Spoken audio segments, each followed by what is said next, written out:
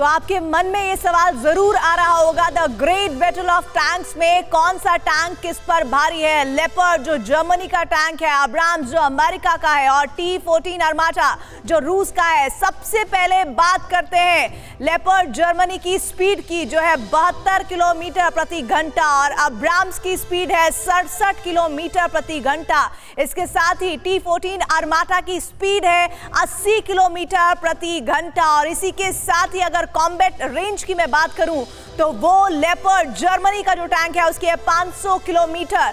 Abrams की America के tank की है 1005, यानी सबसे ज्यादा अगर कॉम्बैट रेंज की बात करें तो अब्राम्स इन दोनों ही टैंक से आगे है। T-14 आर्माटा की है 500 किलोमीटर, लेपर्ड और T-14 आर्माटा इक्वल है।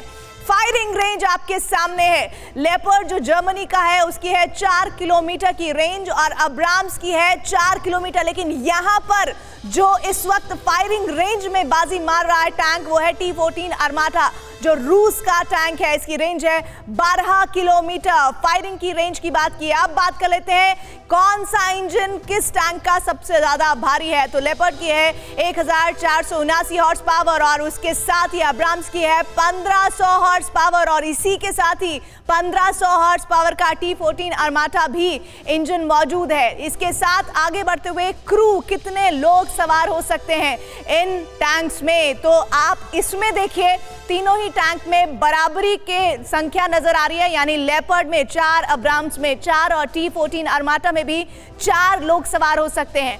तोप में गोले कितने बड़े बड़े हो सकते हैं? लेपर्ड जो जर्मनी का है उसमें 120 mm का, अब्राम्स में 120 mm का, लेकिन यहाँ पर T-14 आर्माटा में तोप के गोले 125 mm के लग सकते हैं। पुराने टैंकों से जंग लड़ रहे यूक्रेन के कमांडर अब खुश हैं, क्योंकि जर्मनी, अमेरिका और ब्रिटेन के मेन बैटल टैंक यूक्रेन की रणभूमि पर रूस के खिलाफ आग उगलेंगे। लेपर्ड, अब्राम्स और चैलेंजर 2 दुनिया के 3 सबसे ताकतवर टैंक रूसी सेना पर बारूद बरसाएंगे। लेकिन क्या ये तीनों घातक हथियार मिलकर भी यूक्रेन को जीत दिला पाएंगे?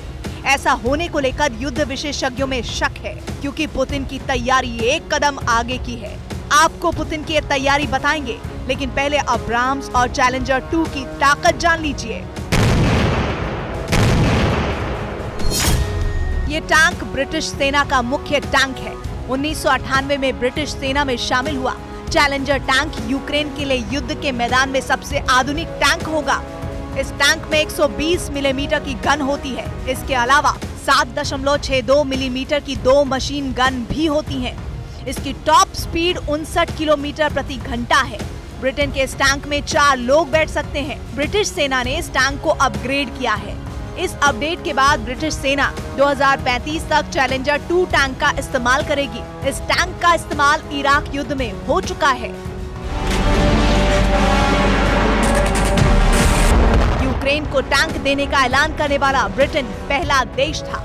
अमेरिका और जर्मनी ने अपने अपने टैंक देने का फैसला 25 जनवरी को किया है, लेकिन ब्रिटेन ने 19 जनवरी को ही ऐलान कर दिया था कि वो अपने मेन बैटल टैंक को यूक्रेन भेज रहा है। चैलेंजर 2 की तरह अब्राम्स M1A2 टैंक अमेरिका का मेन बैटल टैंक है। इसे अमेरिकी company general dynamics land systems ने विकसित किया है। अमेरिका का दावा है कि अब्राम्स दुनिया का सबसे सक्षम टैंक है।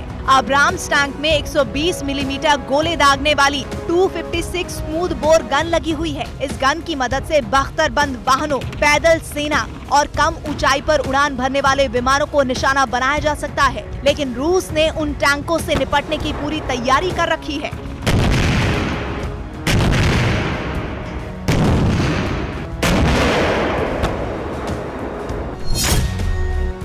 अमेरिका में रूसी राजदूत अनातोली एंटोनोव ने कहा है कि अमेरिकी टैंकों को किसी भी दूसरे नेटो हथियारों की तरह नष्ट कर दिया जाएगा।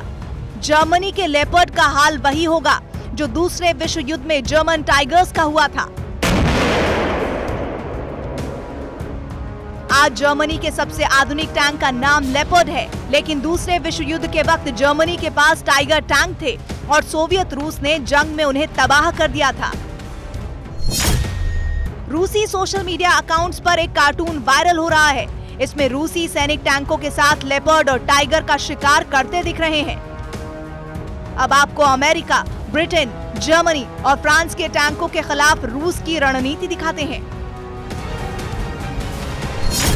इसके लिए रूस ने मार्कर रोबोट जंग में उतार दिए हैं। ऑटोमेटिक तरीके से टारगेट सेट करके टैंक को तबाह करने की काबिलियत रखता है ये। मार्कर रोबोट इंफ्रारेड तकनीक पर काम करता है। इसके मास्टर कंट्रोल पैनल में टारगेट की तस्वीर लोड कर दी जाती है।